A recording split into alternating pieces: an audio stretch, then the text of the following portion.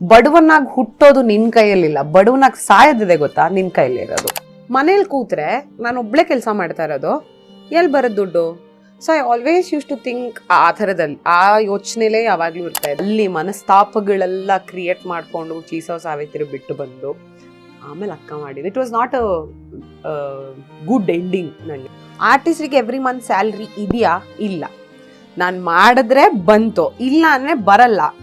9 months ಆ show ಮಾಡ್ತೀನಿ ಆಯ್ತಾ. Then I was so frustrated with myself. ಸೋಂಬೇರಿ ಬಿದ್ದುಬಿಟ್ಟೆ ನಾನು.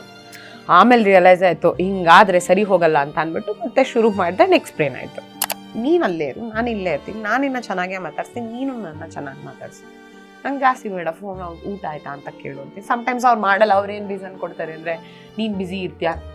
ಎವ್ರಿ ಡೇ ಬ್ಯುಸಿ ಇರಲ್ಲ ನಾನು. ಬಟ್ ನನಗೇನಂದರೆ ಇದ್ರ ಬಗ್ಗೆ ಜಾಸ್ತಿ ಮಾತಾಡಿ ತಲೆ ಕೆಡಿಸ್ಕೊಂಡು ಪ್ರಯೋಜನ ಇಲ್ಲ. ಇದು ನನ್ನ ಲೈಫ್, ನಾನು ಆಕ್ಸೆಪ್ಟ್ ಮಾಡ್ಕೊಂಡಿದ್ದೀನಿ.